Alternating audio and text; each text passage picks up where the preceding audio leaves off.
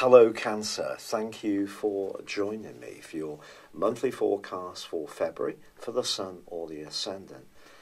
This month begins for you with the Sun and also Mercury in a very passionate part of your situation. This is known as the 8th house. This is the sector of transformations. Now this is a very psychological zone too, and it gives you an opportunity to think in a more spiritual context, if you like, or personal development way, about the deeper strands that are at work in your situation. But there is also some other activity going on in the sign of Capricorn, which is very much about your relationships, but also the sign of Pisces, which is very much about openness, growth, travel, your openness to new ways of thinking and being. But as this month begins, Neptune in that sector is squaring up to Jupiter, the planet of growth, which is in a much more conscientious area. It's going to be important in the first week of this month not to promise more than you can realistically deliver. Your good nature could get the better of you if you're not careful. So if someone asks you to help them out, say covering a shift, doing some overtime, looking after kids, or perhaps some other act of goodwill, that's fine as long as you really have got the time and you're ready to compromise on your own space and independence. Because it is possible that this combination between Neptune and Jupiter can just distort reality a little bit, especially around your work and especially around the issue of sacrifice. Just bear that in mind. But Mars starts this month right high in the sky, as it has done since the start of the year, which is wonderful for you strutting your stuff and being much more assertive. But it is going to be moving on the 14th into a very much more progressive area for you. But in the first week, it is being challenged by Pluto. Now Mars, of course, is a bit of an impatient influence. It's about more masculine energy, it's about instant gratification, it's about desire. And in the 10th house, your goals, ambitions, and more worldly interactions can be supercharged. So you can show others that you're very capable and you can demand some kind of progress for yourself, which can be good. But the thing is with life, it all depends on how we link with others. And the greater the cooperation that you're developing at this time, the better you will do. So if impatience does get the better of you in the first week of this month, it could, I'm afraid, turn out to be counterproductive. On the other hand, this aspect may work in reverse. So you could encounter someone who's rather over-forceful, pushy and demanding of what you should be doing for them.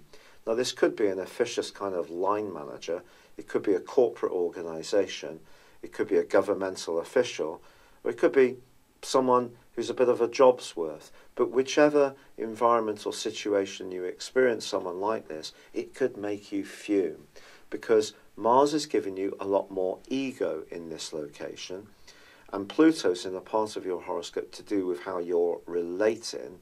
So if you feel you're doing your best, someone comes along and says you're not, and pushes you a little bit, provokes you, it could be a little bit like waving a red rag to a bull.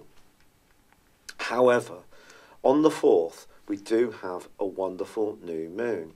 And when it comes to any kind of transformation that's going on in your situation, the more you can embrace a degree of sensitivity, the better it's going to be, because this new moon forges a semi-sextile with Neptune, puts Neptune in a much better light. Now the 10th is also a critical day, because then Mercury relocates. It moves into the sign of Pisces, which is great for you. And if you have been thinking about getting away from it all, perhaps going on some kind of winter break if you're in the northern hemisphere, or going away for your summer holiday in the southern hemisphere, Mercury moving into this area is perfectly timed for you. Just be aware, from the 17th to the 20th, Mercury does meet up and join with Neptune, and that can create a degree of distortion. If you're looking to sign any agreements, exchanging contracts, trying to tie someone down exactly on how you want to go forwards on a deal, for example, really take care over that set of days. But on the 14th, we do have a glorious angle that starts to develop between the Sun and Uranus. Now, Uranus has started this year back in the sign of Aries, which is where Mars is. So Uranus is giving you an imaginative approach, innovative approach to worldly matters. And this link with the Aquarius Sun suggests that you could be very enterprising. Your entrepreneurial skills at the heart of this month can actually see you really getting ahead, especially in some kind of a competitive environment, and it may see some financial gain for you. Now, the Sun's also forging a brilliant link with Jupiter, the planet of good fortune, from the 4th for about 4 or 5 days. Jupiter is in an area which is very much to do with your work, it's to do with responsibilities. And then this aspect is basically saying to you, if you can concentrate on the details and yet be self-assured and confident, again, something in your material world can evolve in a more positive way. But Mars then moves on the 14th into the sign of Taurus. This is very, very good news for you, because for the following 6 weeks, it's going to help you to balance your individual drives with an ability to network, to teamwork, to link to others. Mars doesn't usually make that easy, because Mars is about it's about the individual. But in this context, Mars is saying that the more you can reach out, connect and network with others, but retain your individuality, the better you're going to do. On the 19th, the Sun switches into the sign of Pisces, joining up with Mercury and also with Neptune. And your desire to widen your boundaries, create more spontaneity in your world, learn a new language or an instrument, or perhaps move around more physically. So it could mean that you're going to do some more walking or running or exercise or swimming, and that can be very uplifting for you in the weeks to come. Now, the Sun also forges a brilliant link, especially for you, in the last week of this month. The Sun newly in Pisces, Mars pretty newly in Taurus. And what this is saying to you is that the friends that really do invigorate you, if you're a sports lover, it could be the people you go to watch a match or you participate in some kind of activity with, they can really spur you on. But equally, it can just be people that you love going out and having a more traditional night of celebration.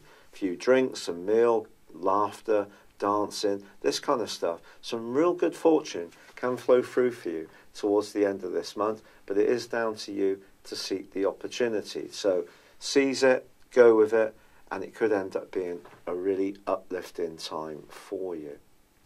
I do hope this month works out really well for you. If you've yet to order your 12-month personal horoscope forecast, this is made from the time of your order, and it's based on your time, date and place of birth. Please see the link beneath this video. But for now, I'd love it if you would like or comment, or if you've yet to do so, please do subscribe to this channel. Thank you. Hello, thank you so much for watching my video. I'd love you to join me at my Horoscope Ace app.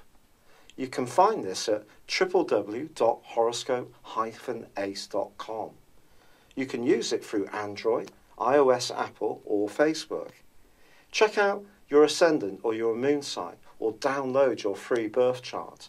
There's all your favourite videos, plus there are daily, weekly, monthly and yearly horoscopes for general, love, Chinese and Indian astrology. If your passion is tarot, there's my brilliant 3-card money or love tarot readings too. And it's all there at www.horoscope-ace.com. Thank you.